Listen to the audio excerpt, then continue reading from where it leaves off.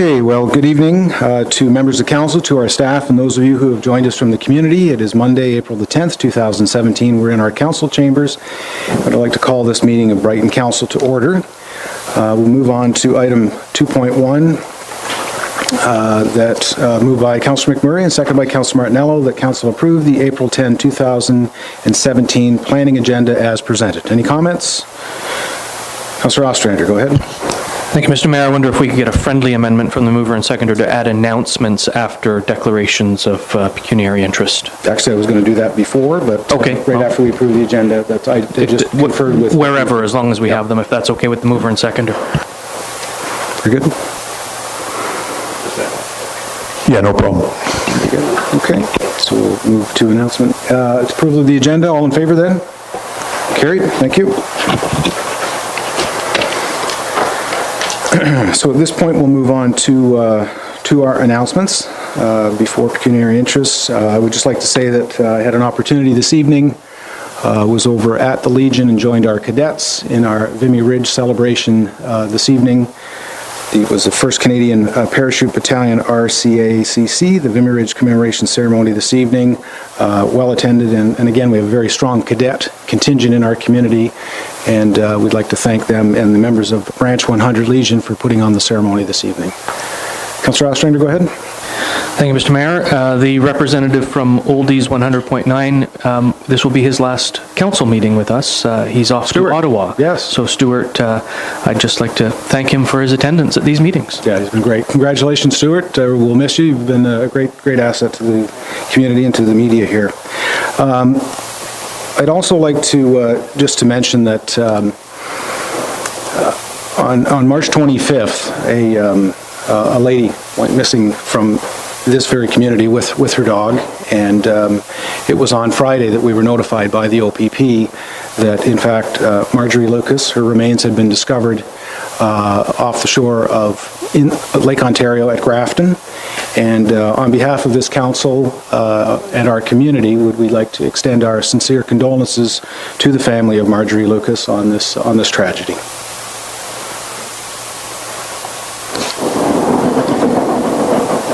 Seeing nothing further at this time, we'll now look for the declaration of pecuniary interest and the general nature thereof. Anyone have any?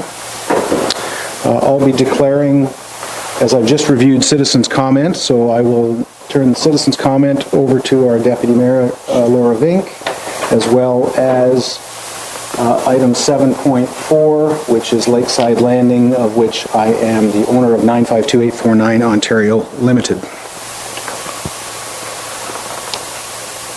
So at this point, I will now turn the floor over to our Deputy Mayor regarding citizens' comment.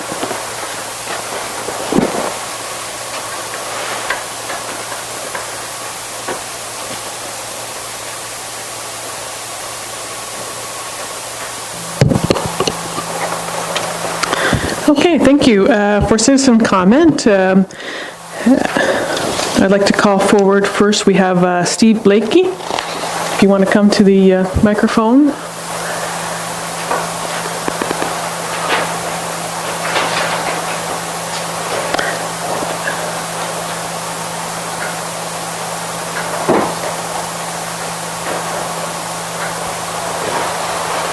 Go ahead. Good evening. My name is Stephen Blakey. I live at 101 Raglan Street in Brighton. I'm a professional engineer with the Greer Galloway Group, and we're the designers of Lakeside Landing.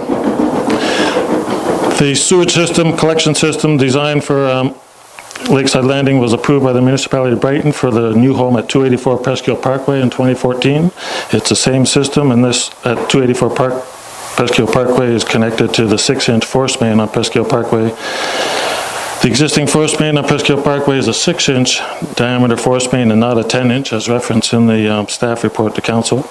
Greer Galloway designed the system to Presqu'île Provincial Park in 2002 and it was built in 0304. The 10-inch line is a water main, not the force main. The flight pump at Presqu'île Pumping Station is a 4-inch pump with 10 horsepower motors designed to operate at 50 feet total dynamic head. The connection point to the existing 6-inch force main will be approximately 0.9 kilometers from the discharge point of the 3.6 kilometer force main.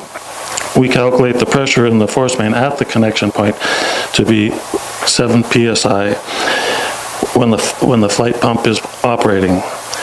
The low-pressure E1 sewer pump capacity can operate up to 185 total dynamic head or 80 psi. Therefore, the E1 pumps will easily pump against the existing pressures in the force main. The Ministry of the Environment has minimum guidelines for separation of gravity sanitary sewers from water mains, 2.5 meters horizontal and 0.5 meter vertical separation. However, when the sewage collection system is pressurized, those distances are reduced, and the ministry will allow you to put the pipes in the same trench. The pressure pipe will be tested to 150 psi, effectively making it leak-proof, and that has the added advantage to the municipality of no inflow and infiltration that is typically a bane to municipalities, their sanitary sewer systems. The high water table is the main reason why we propose this system. If a conventional gravity system with a pumping station is used, it will require an excavation of 6 to 8 meters and will require significant dewatering during construction that will impact neighboring wells. The site is surrounded by over 24 residences with wells and septic systems. Heavy pumping of water from a deep excavation will alter the groundwater flow path in the area and will negatively impact private wells, possibly even contaminating their wells from their own septic systems. The proposed low-pressure sewer system allows construction with minimal impact to the neighbors with shallow maximum 2-meter excavations, enough to get sufficient cover for winter protection. In 2003, Grigala was retained to design the extension of water and sanitary sewers to Lakehurst Street. A conventional sanitary sewer system with a pumping station and water main extension was proposed and tendered in 2004. However, only 2 bids were received, which were very high due to the following factors: dewatering concerns, maintaining local water services to residents during construction, and poor soil conditions with high water table. The system has been approved by the Ministry of the Environment. The proposed low-pressure sewer system has been used with success in the city of Quinte West since 2008. In summary, this system avoids unnecessary heavy dewatering and negatively impacting neighboring wells. It's the most cost-effective solution for both the developer and the municipality. System already exists and has been approved by the municipality, and the system will have minimal impact to the environment and to neighboring wells and properties. The municipality will not be adding another pumping station to operate it and maintain, and no inflow and infiltration to the sewage treatment system, thus saving the reserve capacity at the treatment facilities. The system will be pressure tested, and the system has been used successfully in Quinte West. I've got copies of this report and some backup documentation for distribution. That's it. Okay, thank you.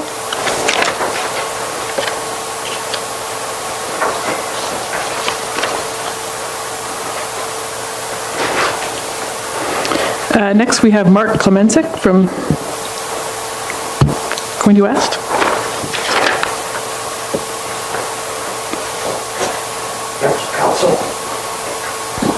Members of Council, thank you very much. My name is Mark Klemenczyk of Klemenczyk Homes Incorporated of Quinte West.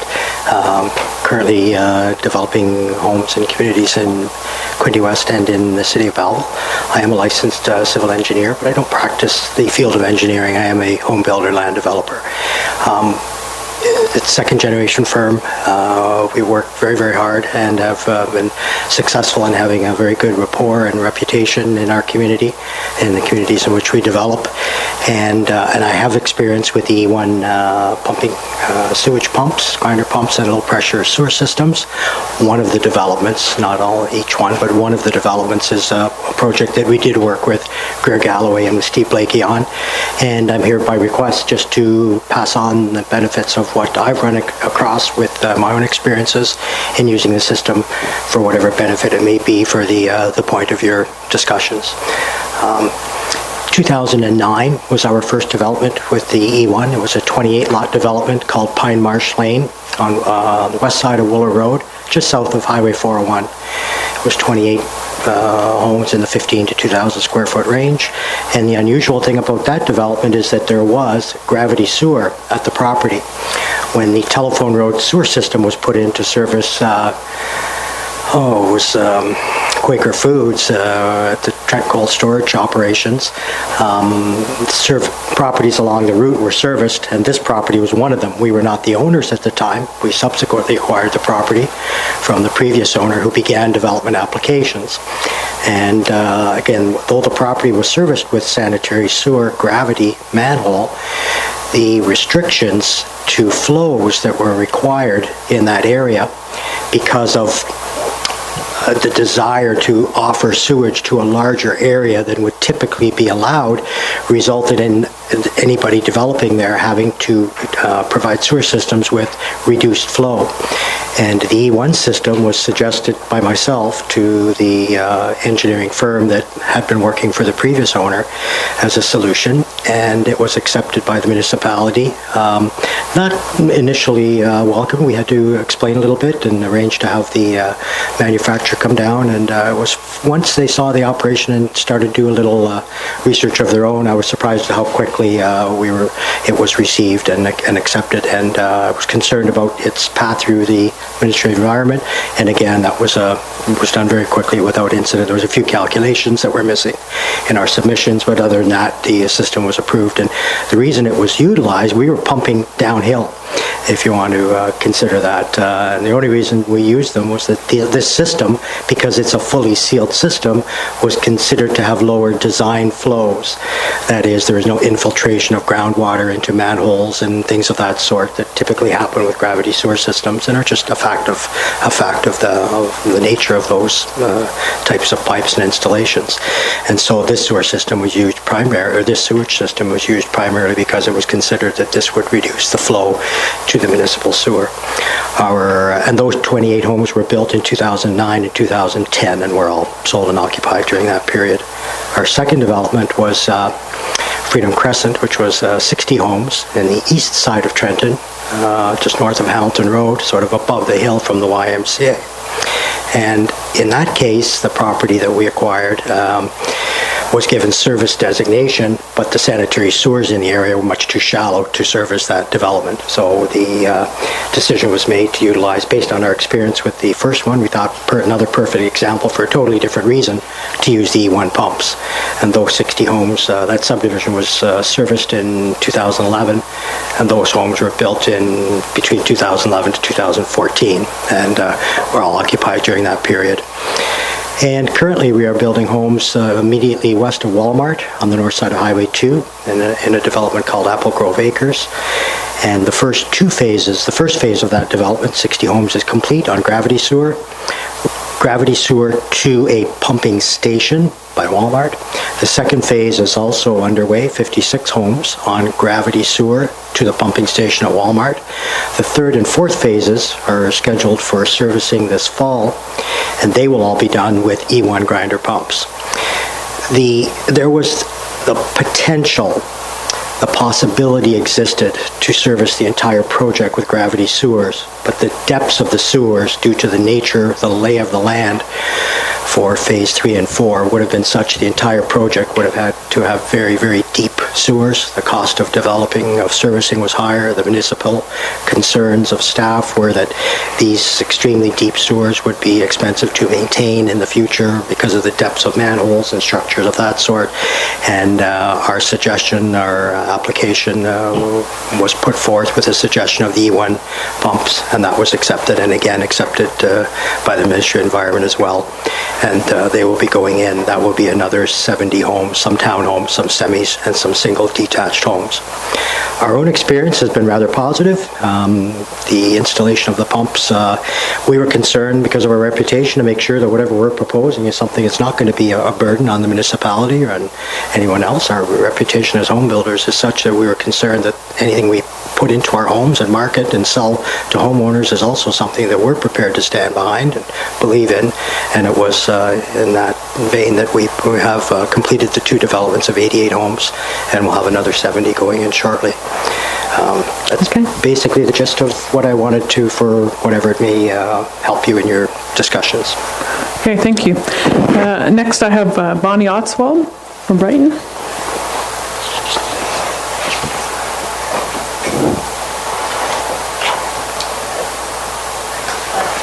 I wonder if I could have my yellow sheet. Sure.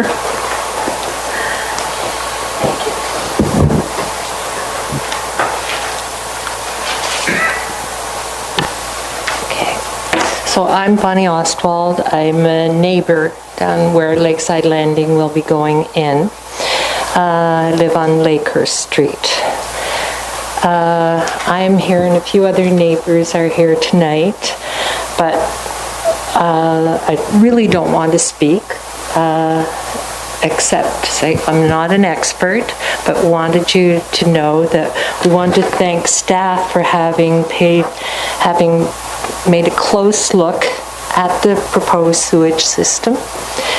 And for Lakeside Landing, we are one, my husband and I have one of 40 wells that surround it, that border the property. We are within the settlement area of Brighton's urban, and in the urban area, and we hope that staff and council scrutinize any system that may impact our water supply. I enclose for staff and council a map that we did of the wells that are surrounding Lakeside Landing's property.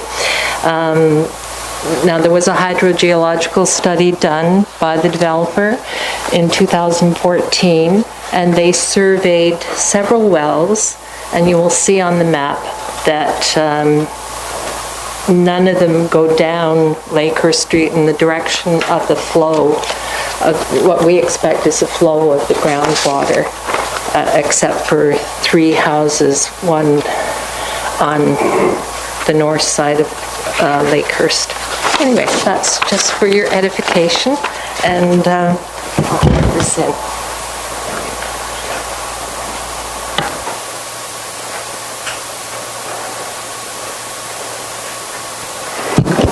Okay, that is all the citizen comments for tonight. I have a motion that council receives, motion moved by, I think this is Councillor Martinello, second by Councillor McMurray, that council receives all citizen comments at the April 10th, 2017 Planning Council meeting. All in favor? And that's carried. Go ahead, Councillor Baker. Thank you, Deputy Mayor. Could someone, whether staff or a member of council, remind me what the original premise of citizens' comment is? Does that come from the Municipal Act? Does it come from our own information? I'm just curious as to what the original premise of citizens' comment is or was. It came in response to the citizens' request. There was a committee, David Green, Roger McMurray, Gail Frost, and myself sat on, and it brought back question period and citizen comments so that citizens had a place to come and raise any question or any issue, but limited to 10 minutes in total. But something on the agenda, right? Yeah. And it's... No, citizen comment doesn't have to have, it's question period that you can... So it's comment on anything and everything regarding the municipality? Yeah. Okay, thank you. Thank you.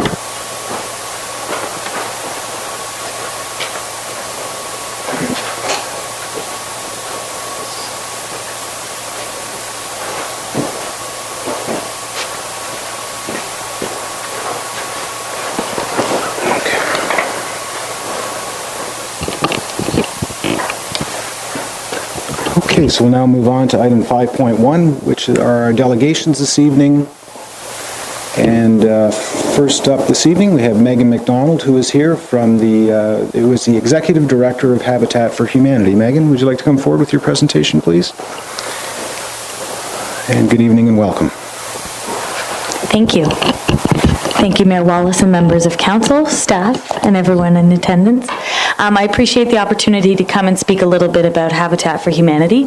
I know some of you have heard my presentation before, some of you haven't, so I'm excited. I always love to talk about Habitat, so I'm quite happy to do so. But I will be keeping it brief. I just wanted to provide a bit of an overview of Habitat's program and where we're going over the next 5 years, because later in the agenda that you will see that there is a request for a piece of land that we are interested in working together on. So I just wanted to provide some information. I don't know how to make this happen. Oh, like that. Habitat's vision is a world where everyone has a decent place to live. And what Habitat for Humanity does is we bring communities together to help families build strength, stability, and independence through affordable home ownership. We've been really proud that so far we've been able to partner with 4 families in the municipality of Brighton to help them achieve those 3 things through the access to affordable home ownership. This council and members of the municipality of Brighton should be very proud that those 4 families have been able to be served because council and the municipality of Brighton has supported Habitat's program in this community, and other members of this community, including the construction industry and trades, have really embraced the Habitat mission to make sure that everyone does have a safe and decent place to live. Habitat is based on the Fund for Humanity, which is here on the screen, and it's a revolving cycle which depends on 3 key stages. The first is that the community comes together to build the house. This is done through, the construction of the home is done through volunteer labor, through donations, and through other Habitat programs such as the Restore, which support our ability to build homes every single year.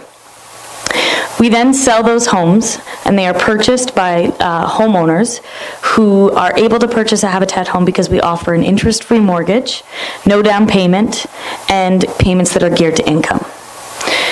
Probably my favorite part about Habitat is after you've completed those first 2 steps, every single mortgage payment that a family makes is actually reinvested to help us build more housing.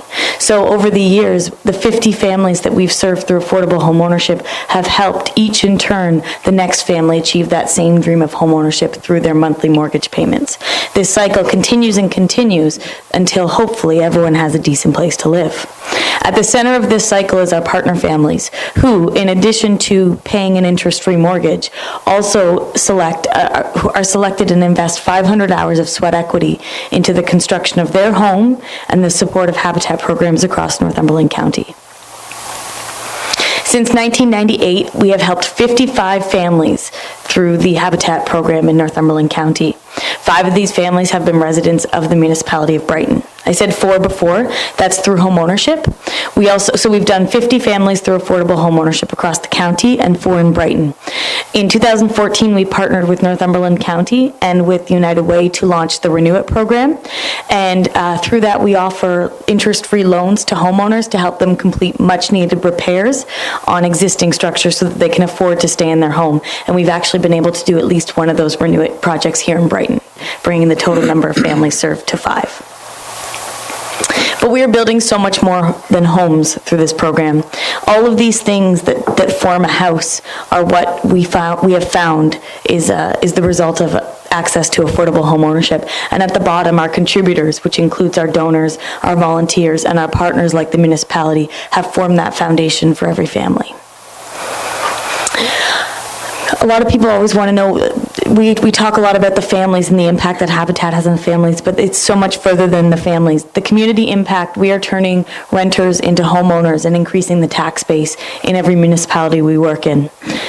Currently, rental housing is in incredibly high demand. I'm sure many of you know that right now, we have a vacancy rate of 0.4% in Northumberland County.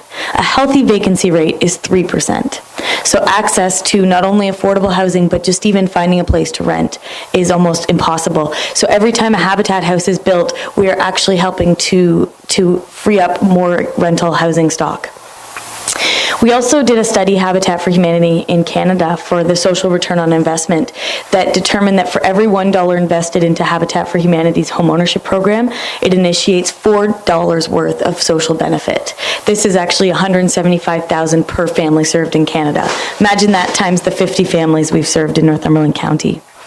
And part of the reason they figured that these financial benefits result is because of the decreased use of social services, such as social housing and local food banks that are reflected in when someone has access to affordable home ownership. So I'm very proud to sit here before you today and say that we have a really brave board of directors for Habitat for Humanity in Northumberland County, and they just passed their 2017 to 2021 strategic plan. I mentioned earlier that we've served 55 families to date. We plan to serve 50 more in the next 5 years. 25 of those will be through affordable home ownership, and 25 of those at least will be through other programs such as Renew It that helps families maintain affordable housing. So our goal for the first year of that strat plan is to start off with 10 families, 4 of which will be in Port Hope, 5 through home ownership, 4 of which will be in Port Hope, and hopefully 1 of which will be in Brighton. We've been offered a really wonderful opportunity here in Brighton to relocate an existing house like we've done in the past, so that we can turn that into an affordable home for a local Brighton family. We also plan to serve 5 more families through Renew It loans just this year alone. So thank you. We hope to work together in 2017 to achieve our goal of serving 10 families, and I appreciate the opportunity to share a bit about the Habitat program. Very good. Well, thanks very much, Megan. We can't thank you enough for the great work that you do through Habitat for Humanity and what it means in this community the number of times. Could you just explain to everyone the little ceremony that we have and the number of times that I've been to these? You just want to explain that to everyone, how that rolls out and the reasons behind that? So when we finish a house, we invite every single person that's been involved in that project from whatever capacity to join us for a dedication ceremony. And at that time, we take advantage, we have an opportunity to thank our sponsors and our volunteers and our donors. But probably the most important part of this is we pass the keys to the family. But before we do so, we create a circle. Because every single person that's involved in a Habitat project, from the inception, the planning, the actual building of the home, has helped that family achieve their dream. So every single person gets a chance to pass the keys in a circle before they go to the family who actually opens the door and invites everyone to come in and visit their home. And that right there is, it's one of the most powerful things to realize, that you've helped someone achieve a dream they never thought was possible. So it's always great to get to do one, and I hope we can do one this year. Excellent. Thanks very much, Megan. Are there any questions or clarification? Councillor Baker? Thank you, Mayor. Ma'am, the most recent property that was donated by the municipality, the citizens of Brighton, did things go well, and can you offer an update on that project? In terms of the success of the project? Yes.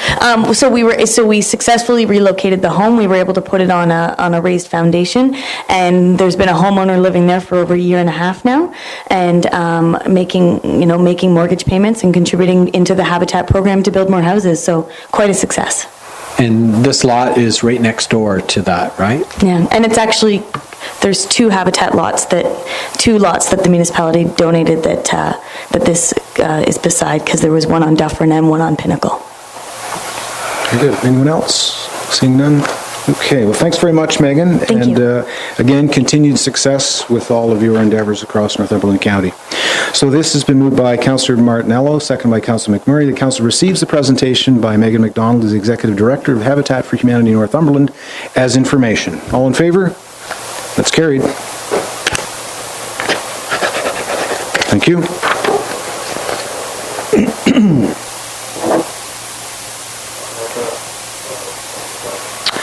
Okay, we'll now move on to 5.2, and at this point we'd like to have the Chair of the Physician Recruitment and Retention Committee, Robert Canuel, come forward, please. Bob?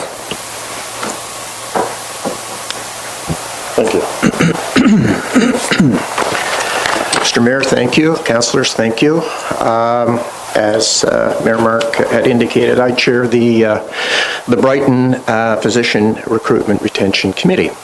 My ask this evening is very straightforward. I'm looking for a letter of endorsement or support to be provided to the Nurse Practitioner Clinic in Belleville. Now, why Belleville? Because in discussions with them, and because the Ministry of Health is encouraging nurse practitioner clinics in Ontario to apply for satellite clinics. And so the kind folks at the Nurse Practitioner Clinic in Belleville are very interested in submitting, before the end of the month, submitting to the Ministry of Health a request for funding to open up a clinic here in Brighton. while there's no guarantee of this, I'm certainly keeping my fingers crossed because it will go a long way in helping our community. So my request is very simple, and I'm bold enough to submit 2 draft letters that you can use or wordsmith however you see fit. Okay, thanks, Bob. So the reason this came forward this evening, again, it is time sensitive. The group is looking for this letter of support from the municipality. And just for clarification, that people understand that Brighton is the western boundary of the southeast LIN, and that's why we're not participating in the central LIN, which is everything west of our municipality. And the fact that obviously with us being the western boundary, obviously that includes Belleville and the ability for them potentially to satellite a nurse practitioner clinic here in Brighton. Are there any comments or questions coming forward? Councillor Baker? Thank you, Mayor. Thank you, sir, for your comments. Normally, we would get some kind of staff report with this and what's being proposed, and I didn't see anything in here. Is there any information that can be brought forward to council as to what's being proposed so the community knows? Are they going to be part of the family health team? Is this a separate building? Okay. We're being asked to offer support, and we obviously want more health care here. It's a fair but, question. We need a little more info. Well, Bob, go ahead if you like. May I? Okay. Basically, it's the same process that exists in Belleville. It's existed now for 5-6 years. It works very well with the family care physicians in the community. This doesn't take away or preclude anything from our current great physicians, by the way. And we continue to do work as a committee on that question. This is more of an opportunity for the community to receive possible alternative solutions to their healthcare issues. An example would be if you are rostered with a physician, if that physician retires, leaves, or quits, or whatever, you're like many people here in our community right now, you got a problem. Whereas if you're rostered with a nurse practitioner clinic, you're rostered with the clinic, so you're never really stuck. So it's more, to be honest with you and be quite candid, it's another option. That's all it is. And if you take a look, and if you want to learn more about the nurse practitioner programs, you can certainly Google it, and you'll find out that the program exists in 25 communities in the province, very successfully. Okay, I don't know if I'm directly answering your question, Councillor. Mayor? CAO, go ahead, please. Your Worship, if I could expand on what Bob was trying to say. What he's asking you for is for us to indicate council support to have a satellite of the Belleville Clinic hosted in our municipality. The cost to us is zero. It would be funded by the province separate from our family health team now as a satellite of that other clinic. It would stand alone and it would not rely on our current family health care center as it exists. So there would be, if I may, would there be a nurse practitioner actually posted here in the municipality? More than one. In a perfect world, we're hoping for 3. And they would be here like 5 days a week or whatever, Not necessarily. They don't know that at this point. It's like, to use a baseball analogy, we're just trying to get to first base so that they can get an application in for funding. This may not work. You know what I mean? Right. But at least let's try. Oh, absolutely. I'm just asking for some clarification. That's fair. And I'm not certain, but I did ask our Deputy Clerk, Vicky Kimmett, and although we don't have the information in front of us, we believe, without seeing it, that some of this information may have been conveyed through the minutes of the Physician Recruitment Retention Committee. Councillor McMurray? Thanks, Mayor. During the time that Dr. McLean and McLean were here, we did have a nurse practitioner, and we may even have one now, I'm not sure. You do. I'm pretty sure we do. In any case, my better half had a lot of time for them. They're very thorough. They take a lot of time to look at your problems and provide tests and that sort of thing. My singular concern is have the physicians here indicated a willingness to take on this sort of responsibility should it arise. They have no responsibility. It's a separate operating unit. I understand that, but they have to have a physician to refer to. They do through Belleville. So They are totally self-sustaining, standalone. Okay, I didn't know where the physician was No, going to that's come fair. from. We have, by the way, just so that you know, Dr. James Larmer sits on the committee, and he's been a great source of information and so on and so forth. So I haven't heard any issue to that, to your No, point. I would offer only praise for this initiative. Thank you. Anyone else? Seeing none? So at this point, thank you very much, Bob. Thank you. Moved by Councillor Martinello, seconded by Councillor McMurray, that council receives the information from Robert Canuel, Chair of the Physician Recruitment and Retention Committee regarding nurse practitioner clinics. And I believe the rest of the request for us is coming forward in bylaws a little bit later. All in favor? That's carried unanimously. Thank you.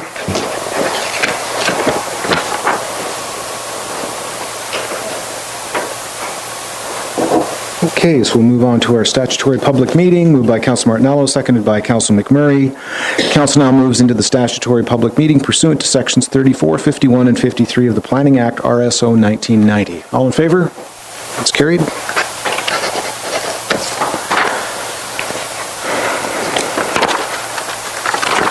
So we'll now move on to item 6.2, which we had discussed previously.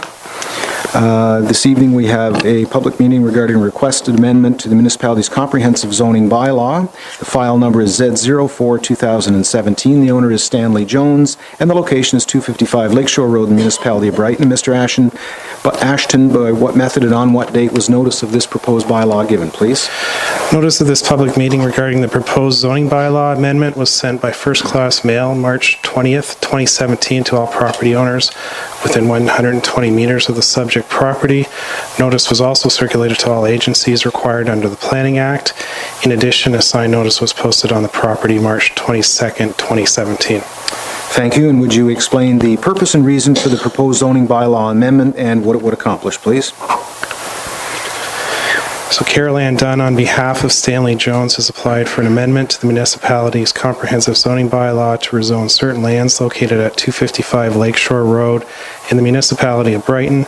This rezoning is required to fulfill a condition of consent application B02-2017, which was granted by council March 13, 2017.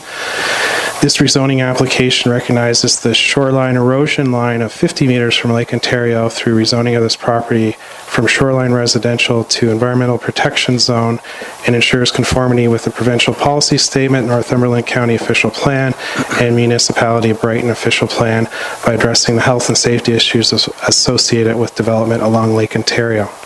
Okay, so again, this is to establish EP zoning in the area adjacent to Lake Ontario to protect any further development there, correct? Thank you.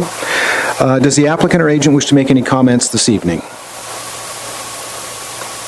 Seeing none, thank you. Are there persons present who have questions or comments regarding the proposed rezoning? Again, seeing none, are there questions or comments regarding the proposed zoning from members of council?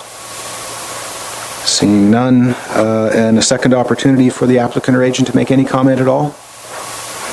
Again, seeing none. Mr. Ashton, any final comments, please? No. Thank you. So, item 6.2 has been moved by Councillor Tadman and seconded by Councillor McMurray. The council received the report dated April the 10th, 2017 regarding 255 Lakeshore Road zoning bylaw amendment in bracket Jones, and the council enacts a bylaw to rezone certain lands located in Part Lot 10, Broken Front Concession, Part 2, 38R2954 in the municipality of Brighton from shoreline residential zone to environmental protection zone. Any further comment? All in favor? And that's carried. Thank you.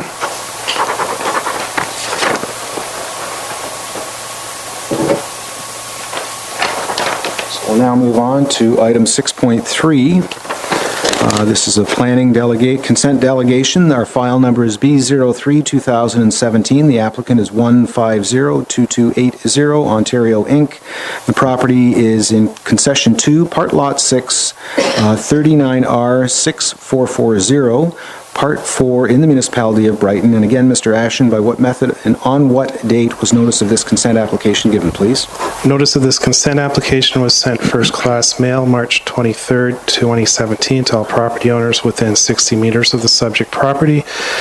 The applications were also circulated to all appropriate agencies and other ministries as required under the Planning Act. A sign notice was also posted on the property March 27. Thank you. And again, would you please explain the background information regarding the application?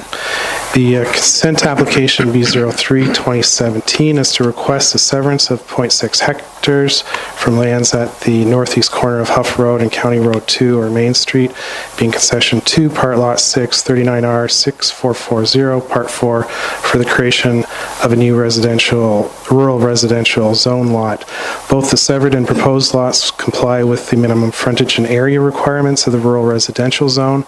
The subject property is vacant, so both the retained and severed parcels could have a single detached dwelling constructed on each in the future. Thank you very much. And does the applicant or agent wish to make any comments this evening? None being noted, are there any persons present who have questions or comments regarding the consent application? Again, seeing none, any comments from or questions from council? None being noted. Again, second opportunity for the applicant or agent to make any final comments. Again, no.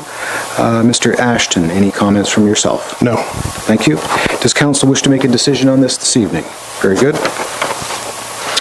So item 6.3 has been moved by Councillor McMurray, seconded by our Deputy Mayor Vink, that council receive the report dated April the 10, 2017 regarding consent application B03-2017 in bracket 1502280 Ontario Inc., and that the Council of the Municipality of Brighton grant provisional consent to application B03-2017 subject to the following conditions.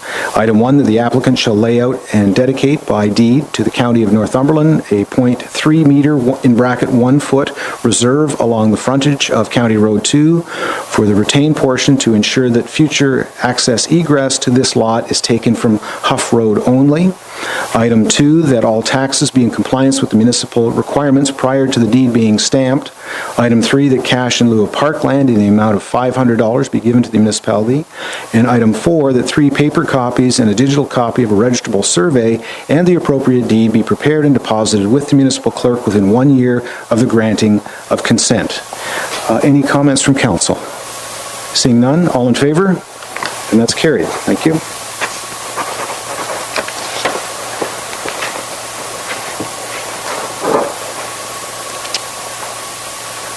And we'll now move back to the regular session of council. So item 6.4 has been moved by Councillor Tadman, seconded by Deputy Mayor Vink. The council now moves back into the regular session of the council meeting. All in favor? And that's carried. Thank you.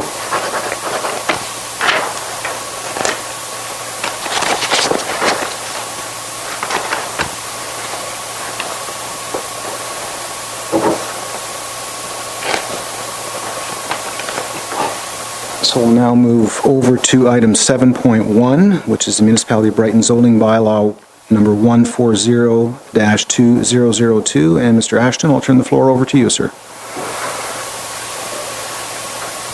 Okay, so this report is just an update on the status of the town's comprehensive zoning bylaw. So currently there is a requirement for the update of the municipality's zoning bylaw. So through section 26(9) of the Planning Act, it states no later than 3 years after a revision under subsection 1 or 8 comes into effect, the council of the municipality shall amend all zoning bylaws that are in effect in the municipality to ensure they conform with the official plan. And the current official plan was approved April 23rd, 2014. So to sort of come into compliance with the Planning Act, there's a sort of recommendation of 2 items that, or 2 steps that would be required, I should say. First would be that this expense get approved through the 2018 budget process, and also that staff prepare a request for proposals for the comprehensive zoning bylaw update. And so the recommendations are that council receive this as information and that council refer this report to the 2018 budget process for approval of this required comprehensive zoning bylaw update. Okay, so I think you've basically answered my question based on the information you've provided. So by referring it to budget, there will be an RFP put out, and someone, a firm out of house, out of the municipality, will take on the work to review all of these bylaws. Is that correct? Yes, that's correct. Thank you. So the motion that I have has been moved by Councillor Ostrander, seconded by Councillor Tabman. Council received the report dated April the 10th, 2017 regarding the Municipality of Brighton zoning bylaw 140-2002, and the council referred this report to the 2018 budget process for approval of this required comprehensive zoning bylaw update. And again, you referred to shall, not may. Is that correct? That's what the Planning Act says, yes. Excellent, thank you. Any comments from council? Councillor Ostrander? Thank you. Pardon me. Thank you, Mr. Mayor. The first line in your analysis is that this needs to be updated in a week, roughly, April 23rd, 2017. Are we required to go to the ministry and let them know that we're a little bit behind on this? I think this is just to move to let the ministry know that the municipality is moving it forward, yes. Very good. Seeing nothing further, all in favor? That's carried. Thank you.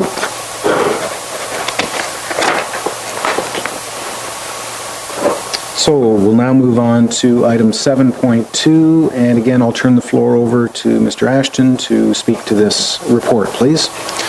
Okay, so this is a report on policy to access to records for development applications, and it's to confirm the municipality's procedures in regards to requests for supporting documentation, which would include technical studies.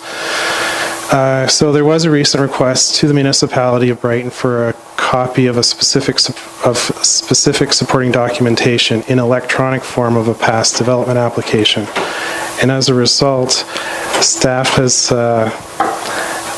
consulted with the Brighton solicitor to determine appropriate direction and consideration of the following documents. So the first document is the Municipal Freedom of Information and Protection of Privacy Act. The second document is the Copyright Act. And it's the legal opinion of the municipal solicitor that if a public document is formally received by council, then access to the document should be provided together with a copy of the same to the requester in accordance with the municipality's policy of fees and charges for search time and photocopy charges. Those charges I've included as an appendix to this report. And it's also the legal opinion of the municipal solicitor that when additional documents are submitted to support an application, they do not have to be formally received by council but become part of the public record because the municipality has exercised care, custody, and control over the document. So moving forward, supporting documents will be available for public review at the Public Works Office. But if any member of the public wants to have a copy of the document, it will be provided in accordance with the municipality's policies of fees and charges for search time and photocopy charges as established through Schedule A of Bylaw 009-2017, as referred to as the General Tariffs and Service Charges Bylaw. Thank you very much. Thank you for that explanation. That clarifies a lot of information. So moved by Councillor Tabman, seconded by Councillor Ostrander. The council received the report dated April the 10th, 2017 regarding policy on access to records / development applications. Any comments? Councillor Martinello? Yeah, just so I clearly understand. So what you're saying is that if a document has been brought before council, the public has access to it. Unimpeded access. If it is not brought before council, they can still go look at it? Sorry. So generally, if there's say a new application would come forward to council, there might be a report of a complete application. It might list 10 supporting background documents. So those are received by council, so the public can access those and review them. But say later in the process, say trying to give an example, Conservation Authority might ask for an additional supporting document. So that doesn't, and that gets submitted by the development or the development application. It doesn't have to be received by the municipality at council, but just because when they do submit it, it becomes part of the public record. CAO, do you want to just make a comment, please? So just to clarify what Mr. Ashton's saying, if it's received as a part of their document submission, it becomes a part of the formal record and therefore it's accessible to the public, if council has received it. Other supporting documents that may be considered amendments or subsequent documents related to the other documents automatically fall under that same criteria. None of them, however, are to be available to the public electronically. they can be made public only. They can come and see them, or we can make a copy of them. Does that answer you? Just one sec there, I'll go to Councillor Baker, and then I'll come back. Thank you, Mayor. So I'm just asking for clarification under analysis and comments. When development applications are formally received by the municipality. So the way I read that is the day the application is submitted by an individual or a development, they become public record and are there available to a member of the public. Is that correct? Mr. Ashton, go ahead. It's when they're received by council. So if I received an application, then I'm preparing a report which will go on the agenda, then it gets received by council, and then it becomes part of the public record. Okay, so if I may, just your first line says, when formally received by the municipality. So you're saying they have to come before us before they're available for public record? Oftentimes, staff will be in discussion with a developer or someone, and they'll be going back and forth, amending the documents so all those draft stages are private between staff and them, and then when the planner writes the report and comes to council, that's when everything becomes formal and public. Okay. Councillor Martinello? I'd like to use a recent example. I recently got a call from a resident who lives on, I think, North Street. And she became aware of a development that's going to happen between North and Cheer and Main Street. So it's kind of the area south of the OPP station, that slip of land between those houses. And so I went to the Lower Trent Conservation Authority, and they said that in fact they had reviewed this issue and they found no issue with it. And it's when I found out that there's a design review team, I think it's called the DRT. So I want to use this as an example. So some developer has submitted some kind of paperwork for this apartment block, as I understand. I don't know if that's been confirmed or not, but something like an apartment block. Under this rule, at what point do I have access to the information? And under this rule, at what point does that citizen have access to the information? Because if I'm getting information from a citizen, then something says that the process may not fully be working. Do you understand my point? And I'd like to know, using that example, at what point do I have access to that information? At what point does the citizen have access to that information? CIO, go ahead. Or Mr. Ashton. So I'll try, and then if you want to add more to it, Mr. Ashton, let me know. Those things are just under consideration. Oftentimes, you get a developer who's looking at a piece of land, it hasn't closed on it yet, is throwing out ideas. Does this conform to your zoning? How will we have to get zoning amendments or OP amendments or whatever? So there'll be a lot of very informal discussion, and things will bounce back and forth. And that is a private discussion between the developer or whoever owns the property or doesn't own the property or is looking to buy the property and the planner, to determine whether or not this thing's going to conform, whether or not they can make it completely conform. It's not if they complete the application, that's when the planner will bring it to council and it becomes all public knowledge. How citizens find out about these speculative things that are going on is anybody's guess. Councillor Martinello? Ask a specific question then about the property I just referred to. Is that speculative right now? Until the application's complete and they formally submit it, I would say at this point in time it's speculative. Would you agree? Yeah, yes, it would be speculative. In regards to consultation with our solicitor, there's a big differentiation between what would be called pre-consultation, as Bill said, throwing out ideas, versus a formal application. Because when it's pre-consultation, it's still proprietary and people are just sort of trying to figure out what they can and can't do with the property. Sometimes there may be more than one person looking at the property. So one person may have one idea and one person may have another. And so they're both seeking input from staff, and we should be keeping that under close scrutiny, because it could be, there could be competition between different developers. Okay, we should get back to the main motion that we have, which is policy access to records. Go ahead. Can I have one more, maybe two more, please?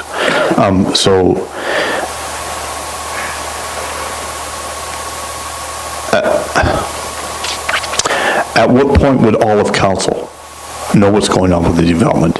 And my last question, if a ratepayer called me and asked what's going on behind my house, say, generally, do I have a right to go to Mr. Ashton or to whoever holds these records and find out what's going on under this policy? CIO? Under this policy or any policy, until that application is completed and is formalized and comes to council, it is not an application. It is just, it is pre-consultation. So it really has no status. So it's just a discussion between a private citizen or a developer and the planner to find out, what the boundaries of our rules are. When they formally make their application and it comes before council, that's when everything is disclosed to the public and to council and everyone else. Okay, anyone else? I think we should move on. Can I ask one more question? Well, I think no, but go ahead. Well, thanks a lot. It's not, we're talking about record applications. Yeah, and I think it's an important issue, Mr. Mayor, and I hope I can ask the last question. Fire away. So, I just want to reduce this to yes or no. If I went to staff, regardless of the stage that this, any project is at related to development, can I find out what's going on? Typically not until it comes to council and it becomes a formal application. We are bound, because at that point in time, it has no status. The application could be reviewed before it comes to council. They could pull it back. Yeah. It could be subject of sort of competitive bids on a piece of property, and therefore, I would consider that to be proprietary information for the person who was asking the questions. Once it's formalized, and this is not just us, this is typical because, for example, if you get into corner lots and gas stations, it's terribly competitive and they're looking for, can I get a driveway here? Where can I put that building? And how little land or how much land can I buy? And so you may have a Shell guy on one line and you may have an Esso guy on another, and you can't share that information back and forth because it's proprietary to each of those individuals. Until they formally make an application, it's proprietary information. Okay, our motion is moved by Councillor Tadman, seconded by Councillor Ostrander. Go ahead, sir. Thank you, Mr. Mayor, and I think my question has to do with the motion, so. Okay. You mentioned, through you, Mr. Mayor, you mentioned that there was no access to the files electronically. And I'm wondering if you could just explain further why that would be in 2017. That was the recommendation of our solicitor. That we provide photocopies, then it's not something that can be easily reproduced. And that was his reason. Go ahead. But if a citizen received a photocopy, they could easily scan it and put it up on any social media website anywhere, or fly it around by email. I'm just reporting the solicitor's recommendation. So you he was give very strong on by that. legal, and Yeah, he was very strong on that opinion. Yep. That was his recommendation. If I may, did he give reasons or justifications behind that? He just said that data could be easily reproduced if it was in a digital form. Well, with respect to solicitors, they still use fax machines, so, Okay, Councilor Martinello, final comment, then we're going to move on? I'm going to throw this out here, and I just don't know what will happen. So I move that we defer this, a decision on this motion until we have a chance to look at the legal opinion.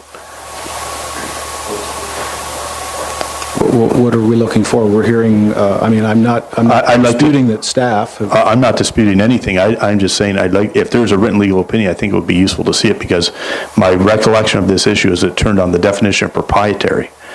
And all of a sudden, it's become a much different seeming issue. And it would just, I think it'd be instructive to staff, instructive to council and the public, if they could see what is actually said. Okay, any thoughts on that, CIO?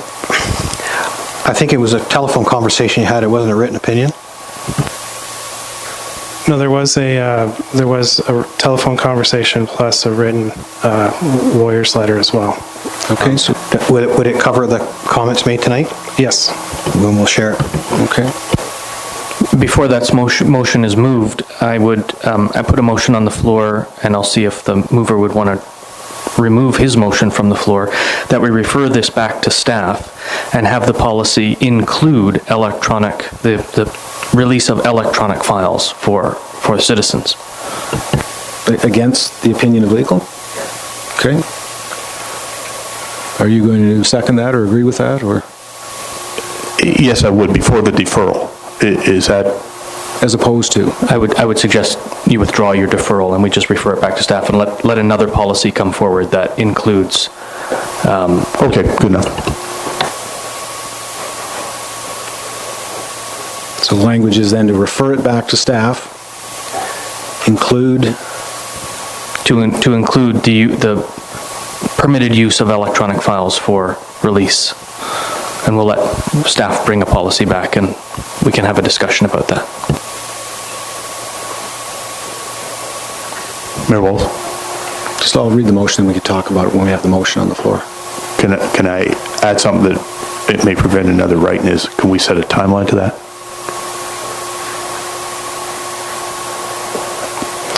What's reasonable for staff? First meeting in May? The next planning meeting in May? No problem. Yes. Very well. To the next planning meeting.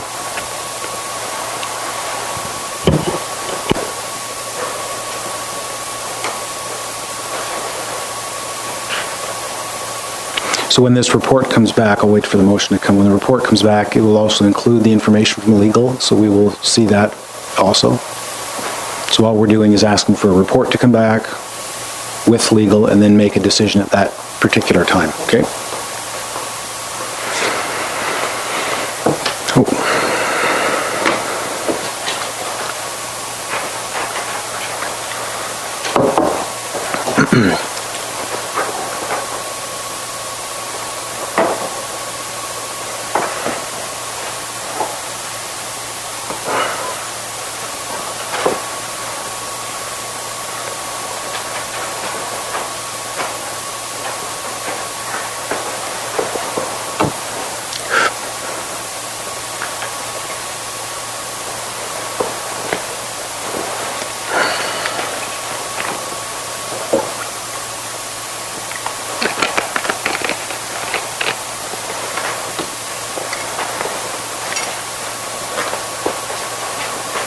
Thanks, Vicky. So the motion that I have has been moved by Councilor Martinello, seconded by Councilor Ostrander. The council refer item 7.2, policy on assets to records to staff, and include the legal opinion and the permitted use of electronic form and bring it to the next planning meeting in May. There is no discussion or debate on a motion to refer.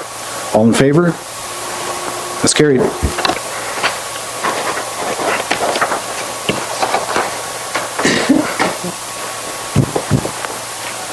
Okay, we'll move on to item 7.4, and again, I'll turn the floor over to our Deputy Mayor.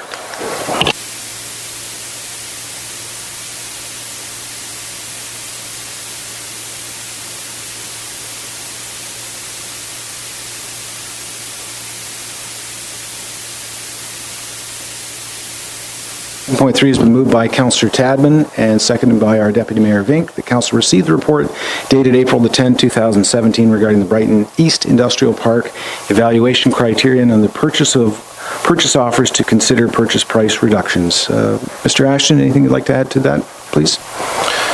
Okay, I think there has been some questions or discussion among council what would constitute sort of grounds for cost reduction of an acre. So I did refer to the 2012 study by Miller Dickinson Blaze, which through the report the following recommendation was made through section 4.2, set the listing price for industrial land at $35,000 per acre, but consider a sliding scale for land prices. Didn't really provide any direction on what or how that would what would be involved in that. I just laid out, I think, sort of a discussion points of 5 different options just to provide to council for their consideration. First was just a general review of Quinte West and Belleville. The cost of land per $35,000 per acre is consistent with the asking price. Both those municipalities do consider a sliding scale based on a case-by-case basis. and is a decision of council, although I wasn't able to ascertain if they had any specific criteria in which to offer this. The second was just as, and I probably just, this might be the simplest way to sort of evaluate potential sales, is the comparison of proposals based upon number of jobs per acre. An example would be if someone was developing 20 acres for a building with 50 employees, it is very attractive for that 50 jobs represents 2.5 acres. There's also the situation where those each of those could be sold as acre lots to house 20 businesses with 4 employees, which would make 80 employees. So that's more of a employees that way. You could compare proposals based upon the investment for buildings and other infrastructure. So the theory behind that is the more money they spend on the buildings, the higher the value of the assessment, so potentially more tax. Another, and this is related to item 2, but Northumberland growth targets, and there's a minimum greenfield density targets within the Brighton settlement area of 25 people and jobs per gross hectare, so essentially 10 per acre. So maybe that might be something that council could consider as a benchmark in terms of evaluating a sliding scale. And just to throw in, there was a recommendation or discussions with Quinte East Development Corporation. There's reference to a community improvement plan area for the industrial park might be something to implement an incentive program. And there's an example in the package of, it was Niagara Gateway Economic Zone and Community Center Improvement Plan. And it just sort of shows you kind of how complex you can get in terms of determining what sort of incentives you can provide. And so essentially there are a number of items, and I just wanted to bring those forward to council for your background information as you consider case-by-case scenarios. To me, as a staff person, it's logical to think about the 10 jobs per acre moving forward after the park gets established as perhaps a benchmark for offering scale, but that would all be to council's consideration. So essentially, this is just an information report to sort of keep as a reference point for any future discussions. Okay, so good. So basically what it does is identifies that where we are currently as far as the price point per acre is in line with all of our neighboring municipalities, and that based on the criteria you've brought forward, as we have discussions on potential offers for the industrial park, business park, that we will use this criteria that you've suggested at this point in time, look at it a case-by-case basis. Okay. Okay, so the motion's been moved by Councillor Tadman, seconded by Deputy Mayor Vink. Council received the report dated April the 10th, 2017 regarding the Bright East Industrial Park evaluation criteria of purchase offers to consider price reduction. Any comments or questions? Councillor Baker? Thank you, Mayor. Just for the public and the press, I think the message that council and the municipality is trying to get across is that we're open for business. Everything's up for negotiation, and the more that you bring to the community, the more we're going to help you. So the doors are open, the park is ready, and let's fill it up. Very good. Anyone else? All in favor? And that's carried. Thank you. Okay. So now we will move on to 7.4. And I'll turn the floor over to our Deputy Mayor.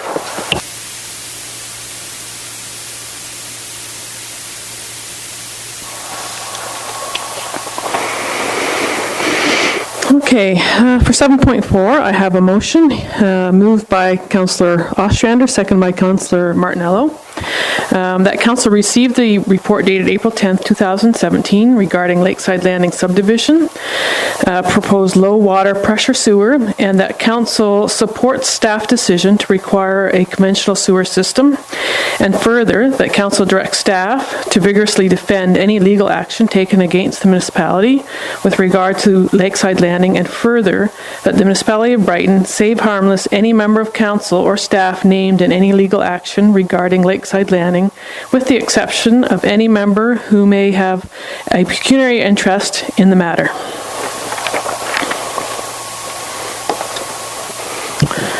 At this point, does the mover or seconder want to make any comments? I have no comments at this time.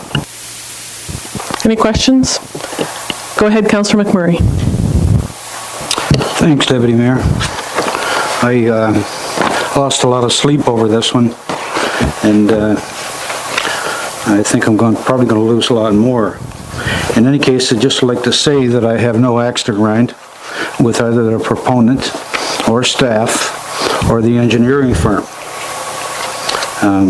I'm not an expert on these matters and depend on staff to provide guidance. I have read and understood their letter.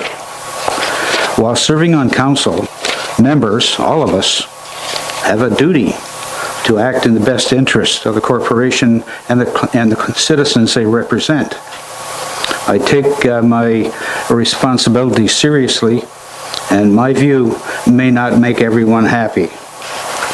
The situation is Agenda Item 7.4 on Lakeside Landing subdivision, the proposed low-pressure sewer. Documentation from the owner indicates an impasse.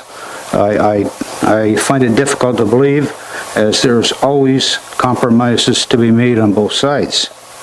The recommendation from staff is that council provide feedback to staff. This is my feedback.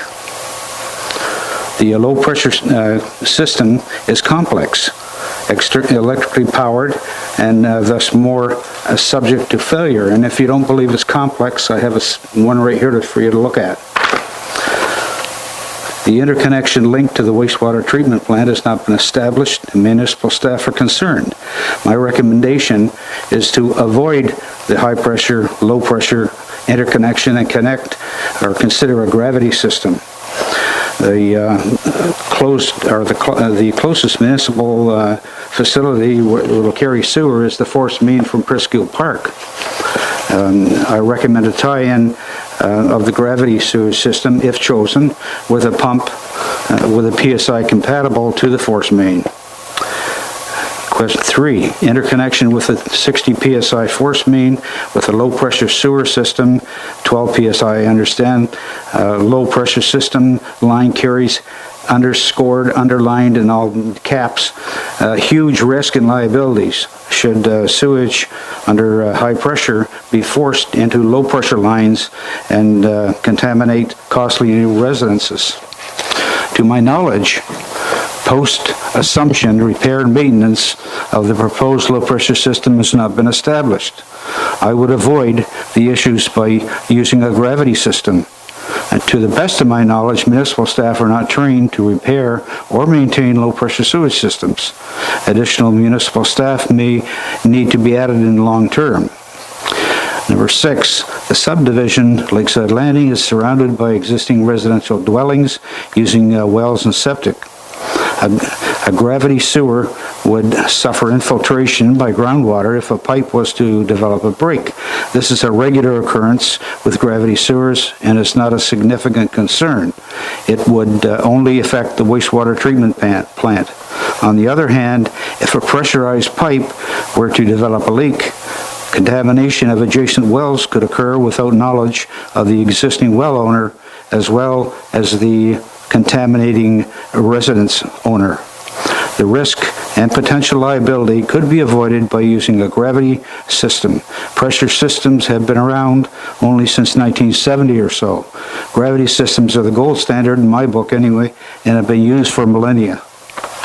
The legal firm hired by the proponent's numbered company has sent the municipality a letter including the statement, if the parties are unable to reach a resolution, our client will have no other option but to seek redress by other means. This, to me, sounds like an ultimatum, and to be very honest, it sounds like they're trying to strong-arm me. Although there is some risk that the municipality may not come out on top, I believe the staff have done due diligence, have reached the correct conclusion, and their decision not to give approval should be supported by council. Thank you. Go ahead, Councillor Martinello. Oh, last point I got there. Sorry, I wasn't finished. Just had to pick up another piece of paper. Trenching and the high-hole rock chipping requirements would be less for a pressurized sewer system. That's the only benefit that I can see.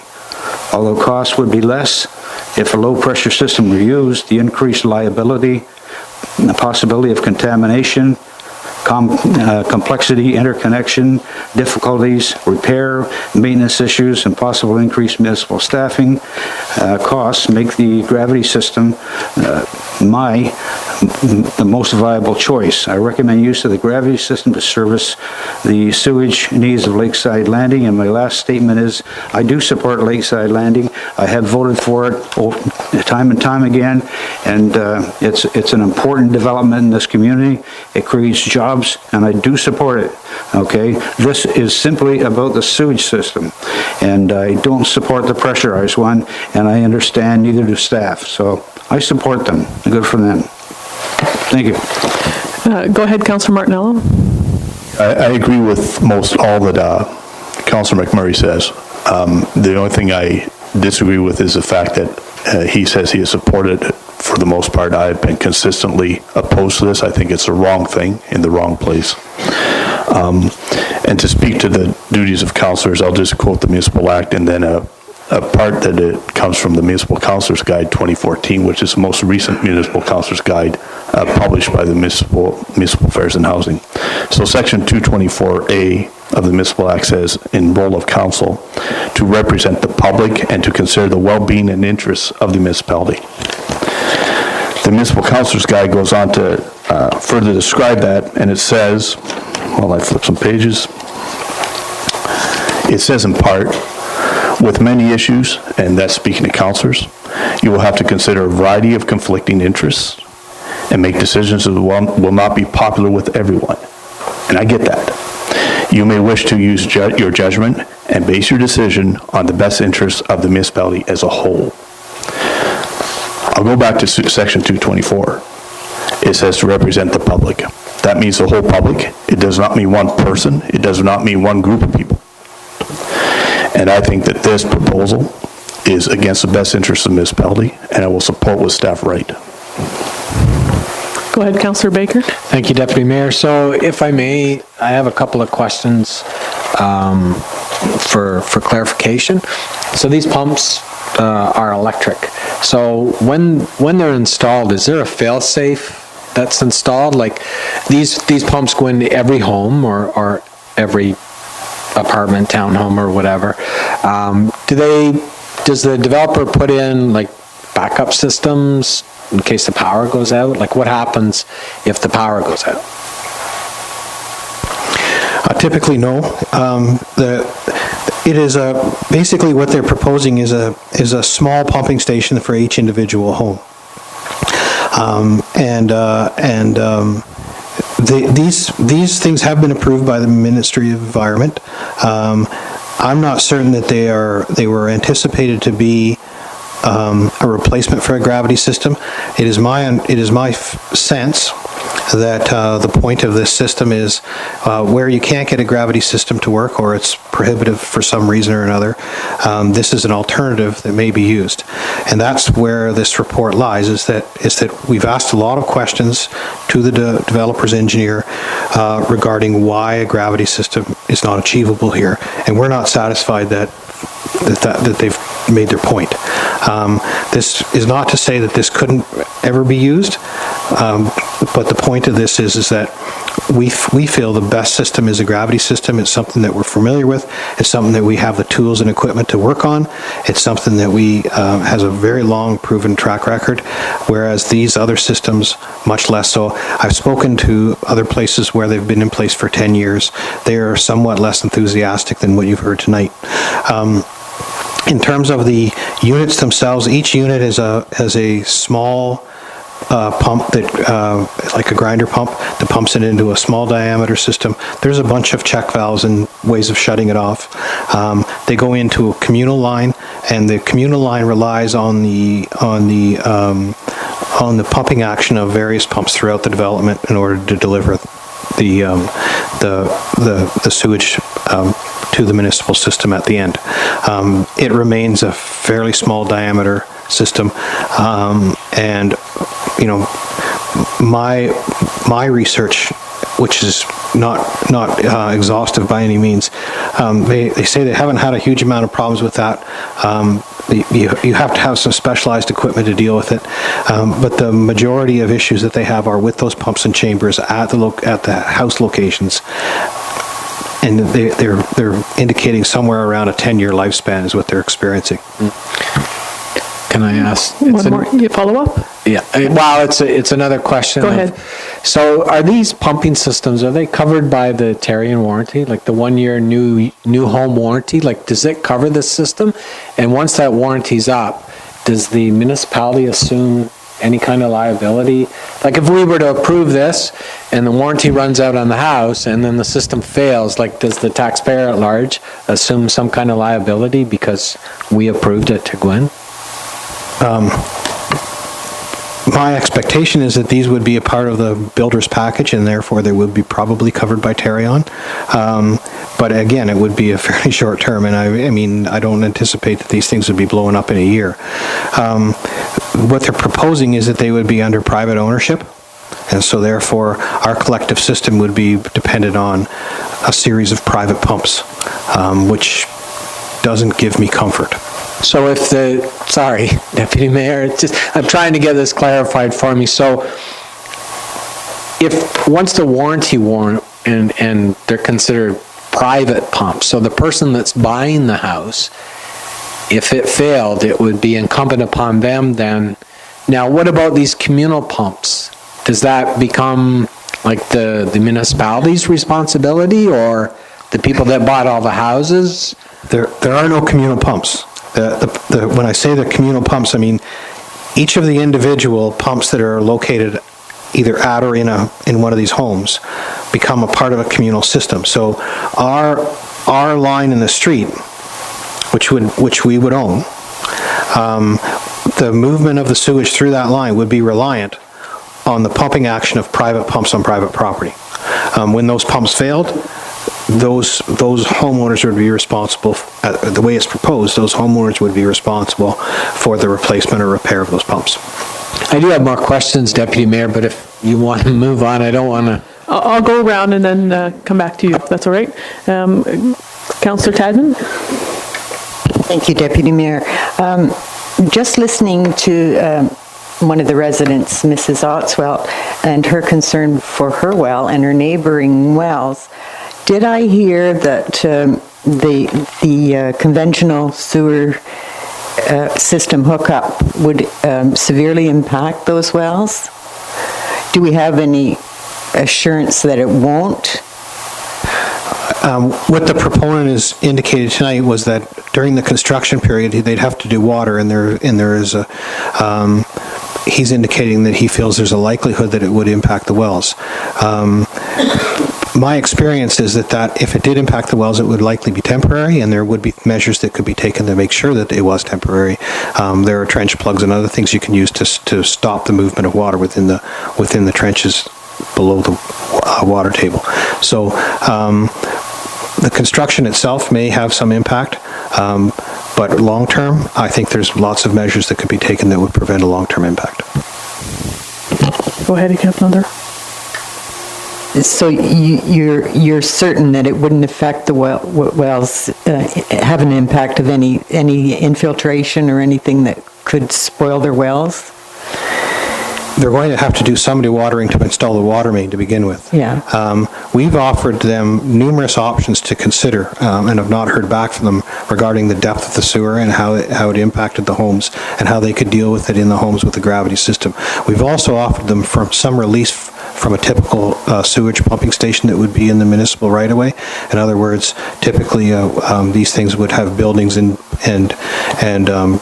standby generators and the rest. And I've been involved with the construction of numerous pumping stations that were just a wet well, 2 pumps, a control panel outside, and we suggested that if they provided an adequate alarm system and a small portable generator for about 1/10 of the cost of a large backup generator, that we could make do with that. They don't seem interested in taking us up on that offer. Okay, I actually have just a couple of questions. In the letter that we received from the developer's lawyer, it mentioned that there was another system used elsewhere in Brighton like this, and also that there was a new development approved with this system. I'm just curious to know if you can give more information on that. My understanding is that there's two areas where a similar system is used in Brighton. The first is there's a small system that's owned by the province in Presqu'île Park that offers some pumps that couple the comfort stations and the office building, and it pumps to our pumping station, which then goes into town. There's one other that's been recently approved, but it has not yet been constructed. It's a private homes, an individual that has and we have one other one like that in Brighton, where there's an individual pump for an individual home that goes into the public sewer system. That's a little different, an example of one individual house as opposed to a subdivision full of them. If that pump failed, it's only one house, or if that system failed, it's only one house. Okay, thank you. Go ahead, Councillor Ostrander. Thank you, Deputy Mayor. It sounds like the municipality's given quite a few options and has offered some pretty serious concessions to help create a conventional system here. My question, though, is with regard to the wells and the dewatering. If at any point during construction there is an issue with a neighboring well, who's responsible for that? Typically, you try to pin it on whoever's doing the construction. It's often very difficult. There was a system put in place in the region of Durham probably back in the early 1980s of well monitoring and construction monitoring that offers that tries to connect the two. Typically what you would do is if the people were suffering from some water issues during construction, you try to help them through construction, and then you'd look at monitoring past construction to make sure that those wells came back. In most of these cases, the wells are fairly shallow because of the bedrock. We have deep sewers all over the place and water mains all over North America, and somehow or another people's wells don't go dry. If suitable measures are taken, such as trench plugs and other things, the effects can be short-term. Back to Councillor Baker. Thank you, Deputy Mayor. So this question may be for Mr. Ashton. This is further to Councillor Tabman's comments.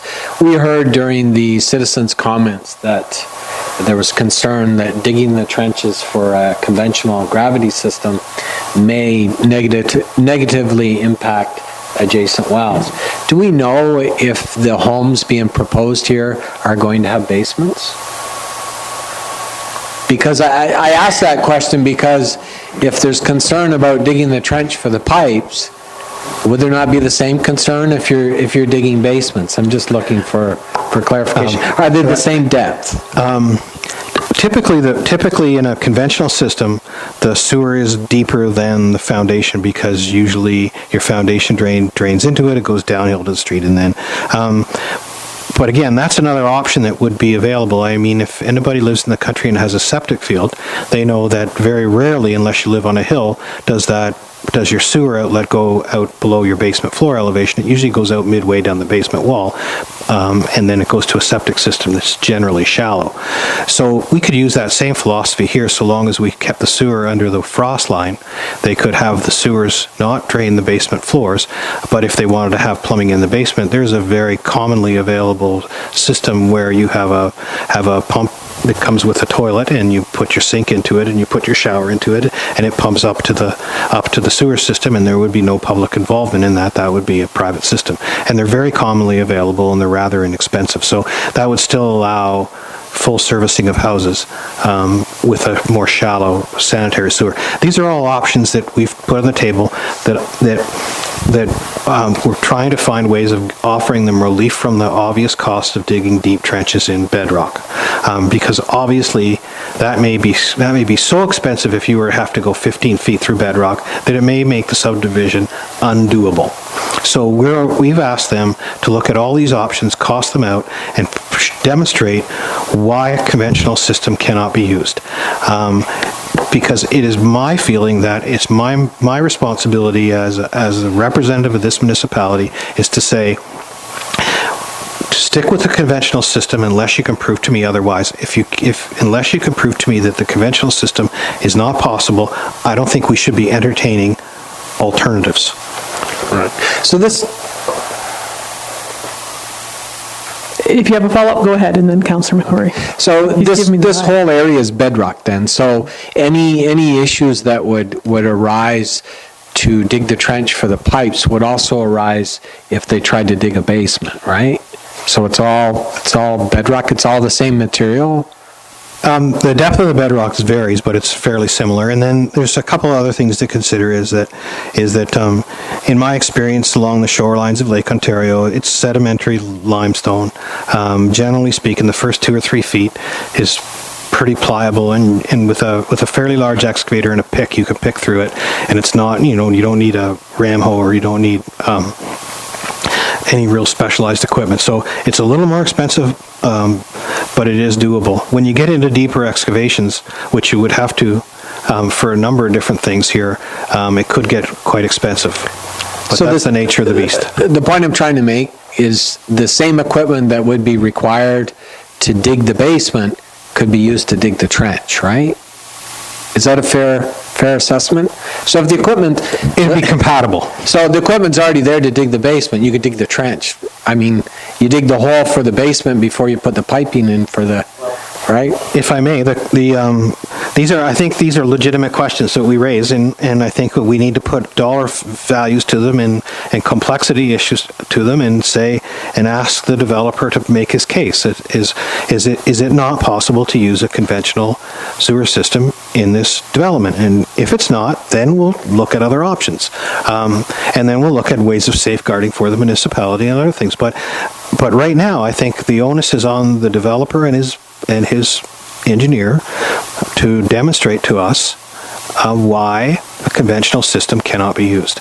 And if it's 20% more, I'm going to leave that up to you to decide. So the municipality's been heavily lobbied to support this pressurized system. You in particular have been heavily, is that a fair assessment that we've, I'm not going to say pressured, I'm just saying that the municipality and yourself have been heavily lobbied to support this proposal. Is that a fair statement? They've provided me with an abundance of promotional information and testimonials, if you will. Councillor McMurray. Thanks, Deputy Mayor. I'm under the, after having read a lot of this information on grinder pumps and systems and configurations for subdivisions and all that sort of thing, I'm aware that the knives on the grinder pumps need to be replaced about every 3 years. The pumps themselves only last 5 to 10 years. The pumps themselves cost between $5,000 and $10,000. Do we really want to stick our constituents with this sort of system? I think not. Thank you. I have a question for staff, if that's possible. I'm just wondering if, in your opinion, are we at an impasse between the municipality and the developer, or is there still room to go back and forth and come up with something, a compromise? I'm not certain. I've asked them to prove that it can't be serviced with a conventional system. My doubts have not been satisfied at this point in time.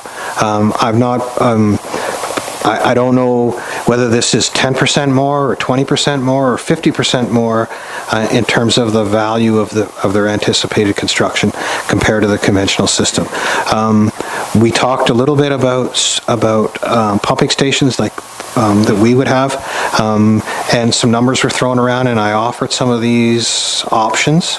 I don't know whether they may have gone back and looked at it, but they didn't communicate back to me that they investigated this and come up with numbers on it. So at this point in time, I'm still scratching my head because I'm still not satisfied that it's not possible to service this with a conventional system. If they're able to prove that, and I think, if they came back with an abundance of information and it looked that way, I think I would come back to council and say, here's what it would normally cost, here's what it's going to cost, it's going to make this subdivision undoable unless we look at other options. Then I think at that point in time, maybe we could consider some other options. But one of the analogies that someone brought to me that I think is probably worthy in terms of the relationship of our discussion between staff and council at this point in time is, if a developer came to you and came to staff and said, you know, all your roads are 8.5 meters wide, but I'd like to build my subdivision with a 6.5 meter road width. Well, he could bring me an abundance of places where they have used a 6.5 meter road width, and they work. And they work in different scenarios. But do we want that in our municipality, and do you want staff making that decision? So I've been confronted with this before, and you come back and say, here's what they're proposing, staff doesn't agree with it, here's why staff doesn't agree with it. If the developer can make a better case than staff can, then council can approve it. I think this is pretty much the same scenario, except it involves sewage collection. Okay, thank you. Councillor Martinello? I just want to be clear that my clear understanding, my duty here is not to serve developers or any one particular group of people, it's to serve the better interests of the public. I hope you understand that. And that whatever the developer's cost, that's an issue that he has to deal with the people that are going to buy his houses, I guess. And the other thing, in seconding that motion that Councillor Ostermeyer put forward, this was not about negotiating or coming back to council with another deal. That it was explicit support for the gravity system. That my intent in seconding that motion was that we're going forward with this gravity system. That from what you say, and I can only infer from what you say, is that there has been a lot of discussion here. Okay.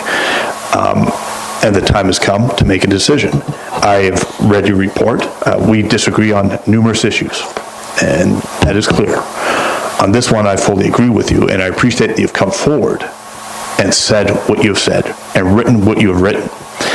And I have to believe there is an impasse, regardless of what you say or what you are willing to say, when we get a letter from a lawyer representing the developer, and it says, if the parties are unable to reach a resolution, our client will have no other option but to seek redress by other means.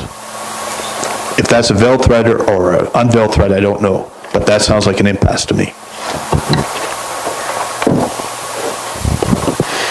Go ahead, Councillor Ostrander. Thank you, Deputy Mayor. And you asked the CAO about compromise, and it sounds to me like we've already gone down the road of compromise. You've offered other solutions with regard to the pumping stations, and you've offered concessions with regard to the pumping stations that would make this more affordable for the developer. I generally find this troubling. I find it troubling that we're here. I read the letter from the solicitor from Toronto, and it bothers me that we have to come to this room and have this discussion because the mayor of Brighton is developing this lands and can't or won't negotiate with staff, but has dug the feet in and forced staff to come to council on an issue that should have been their decision. I'm bothered by this. Go ahead. In fairness, if it's not achievable to do a gravity system in here, we may come back and ask council whether they'd like to look at an alternative. But and I think, what is the threshold to satisfy staff in terms of what's doable and what's not doable? I think that I'm not satisfied. I've been a professional engineer for over 20 years. I've designed miles of sanitary sewer. I've designed pumping stations. I've designed rock excavations. I've designed siphons. And I'm not satisfied. I don't know what else I can say. I'm not precluding any decision, but I will involve council in any decision because I'm uncomfortable stepping away from our typical conventional sewage collection system.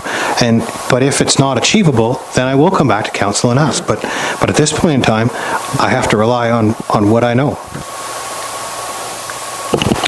Councillor McMurray? Thanks, Deputy Mayor.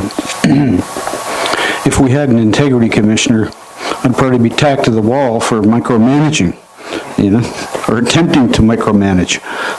In any case, I do appreciate the effort the staff has put into this, and I support their conclusion. And that's all I'm going to say tonight over the subject. Are we ready to vote on this? Councillor Baker? Thank you, Deputy Mayor. So this is just an observation. We have a new Public Works manager. I'm just curious why he didn't weigh in on this. Not that you're not qualified, sir. He's new to the municipality. I thought maybe he would be here tonight to weigh in on this conversation, given his position, right? He's an operations guy. I've been involved in this since the beginning. I'm more qualified than him to talk about this. But if we do get further along this discussion and we are looking at the pros and cons of alternatives, then certainly I'll rely on his experience operating collection systems to evaluate other possibilities.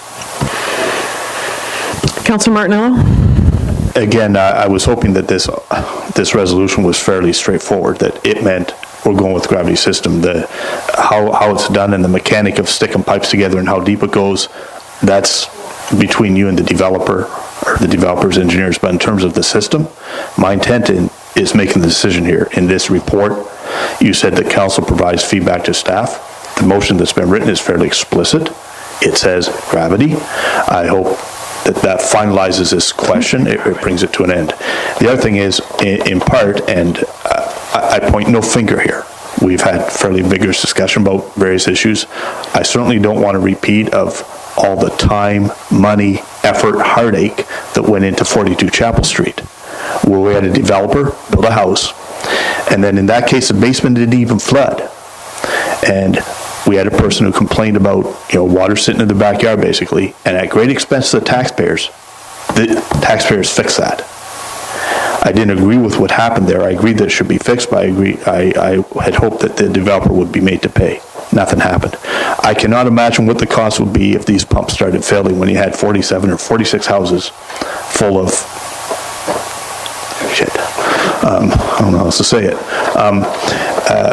I think it'd be disaster. And whatever we said right now, that we'd never be held liable, we'd never be tied up in compensating these people. I don't fully believe it, because I go back to 42 Chapel Street. And I certainly don't want to find this out. Is it something like what happened with Phase 8 Brighton by the Bay? That we find out after things are done, after things are buried, that there's a low pressure or whatever pumping system in. Please don't let that happen.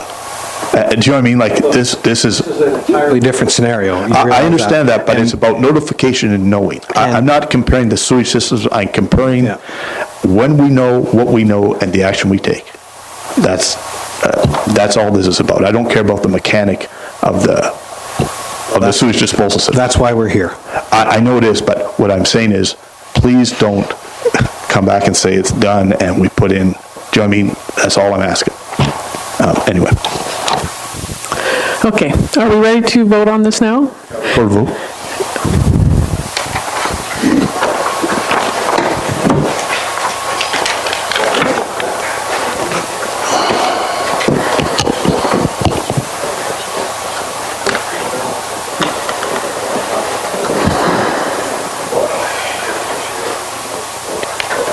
Begin the recorded vote with Councillor Martinello. Yes. Councillor McMurray. Yes. Councillor Ostrander. Yes. Councillor Tadman. I have to abstain because I'm not comfortable with the well problems. Deputy Mayor Vink. Yes. Councillor Baker. Yes. The motion is carried.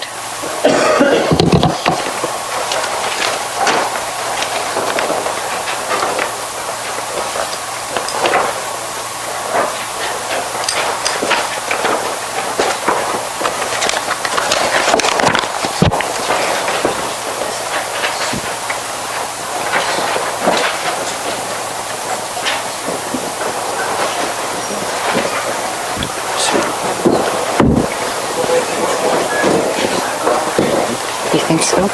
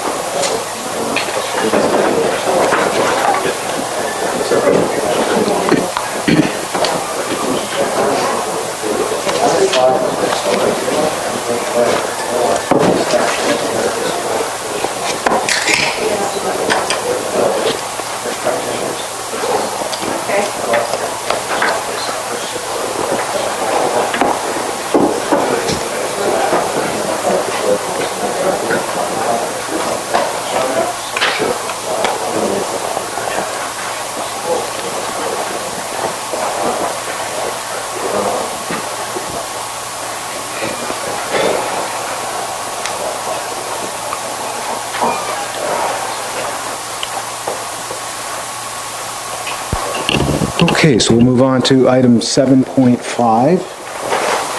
And Mr. Ashton, are there any comments you wish to provide regarding item 7.5? This is just a follow-up from the delegation earlier in the meeting.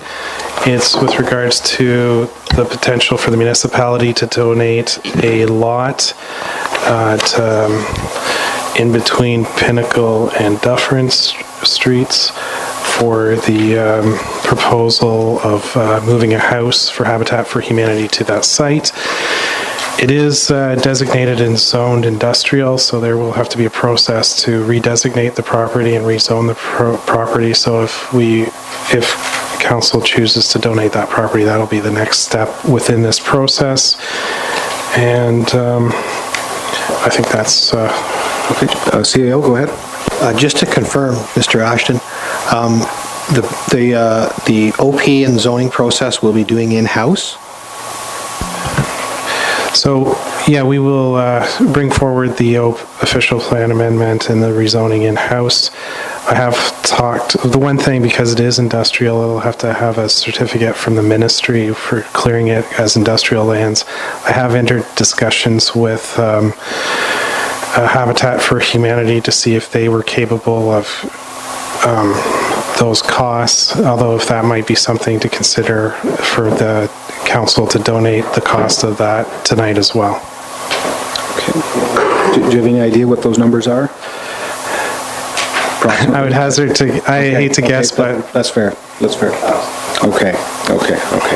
I'll read the motion, and we'll have a little more discussion. Then 7.5 is moved by Councillor Tadman, seconded by our Deputy Mayor, Laura Vink. The council received the report dated April the 10, 2017 regarding the donation of lands to Habitat Northumberland. The council agreed to donate the lot located at the east side of Dufferin Street with the legal description Plan 107 Part Block B RP 39R13307 Part 1, 4, and 5 to Habitat Northumberland as surplus lands for the Habitat Housing Project, that a bylaw be prepared for the mayor and deputy clerk to authorize the sale of the subject lands, and that council direct staff to redesignate and rezone the subject lands to allow for a single dwelling residential lot.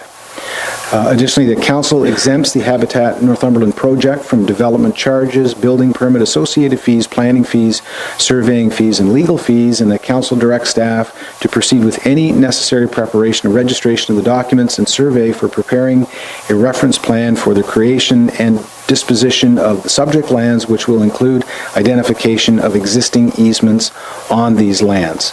Again, anything addition you wish to add to it at this point in time? Steve, no? Any comments or questions from our Councillor Baker?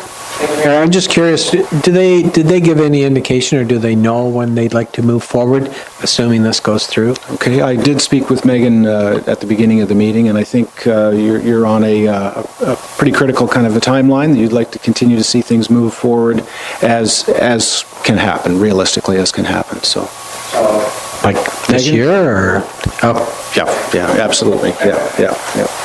Okay, so again, just the comment from Mr. Ashton with regard to your comment was, what are we going to do with these fees? Is that something, Megan, that you're able to cover those costs? What are your thoughts on that? You need to come to the microphone if you don't mind. Okay. We spoke about it this morning, and I'm willing to look into it because I just don't even know how much. I don't even have an approximation. We had just started to speak about it, and we're waiting to hear back from the county on it. Oh, yeah. Okay, so at this point, can we leave that? I think there's a pretty extenuating list of things that the municipality is providing at this point in time, and we'll leave that with yourselves. Do you want to make a comment? I would anticipate what that's going to involve is that they want to do a couple of soil samples to ensure that the soil doesn't fall under the table for industrial use, but it falls under the table for residential use. Depending on what they ask for, it's probably about $1,000 a sample. I don't imagine they would want very many of them, so I wouldn't anticipate it's between $1,000 and $5,000. That's just a dartboard toss, but that's what I think we'd run with, and then if it gets more complicated than that, then we may have to revisit council. I think that's fair, and we are happy to partner with council on that. Okay, so that understanding is fine, everyone's in agreement on that. Okay, so based on the resolution then, any further comment? All in favor? It's carried unanimously. Thank you.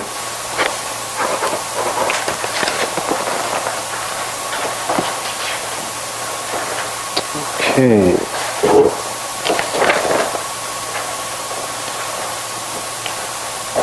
So there's nothing under unfinished business. We'll move on to our bylaws. And I note here that it was just mentioned by the CAO that we will, although it wasn't included at the beginning, we will have to include a 9.2, which will be the bylaw directing staff to prepare a letter for the nurse practitioner clinic. Thanks, Megan. Appreciate all your help. Bye-bye. So we'll move on to 9.1, moved by Deputy Mayor Vink, seconded by Councillor Tadman. The council gives the bylaw its first, second, and third reading, finally passes this date, being a bylaw under the provisions of Section 34 of the Planning Act, RSO 1990, to amend bylaw number 140-2002 as otherwise amended of the Corporation of the Municipality of Brighton as it applies to certain lands located in Part Lot 10, Broken Front Concession, Part 2, Plan 38R 2954 in the municipality of Brighton from shoreline residential zone to environmental protection zone. In that reference, it was Jones on our agenda this evening. Any comments? All in favor? That's carried. Thank you. And we'll require the resolution is right here. Thank you. 9.2. Moved by our Deputy Mayor Vink and seconded by Councillor Tadman. The council directs staff to write a letter in support of the Nurse Practitioner Clinic as requested by Robert Canuel, Chair of the Physician Recruitment and Retention Committee. I understand that Mr. Canuel suggested he dropped off a couple letters for review this evening, and I think we'll just allow staff to review them and amend them or change them as appropriate. Okay? See nothing further? All in favor? And that's carried. Thank you.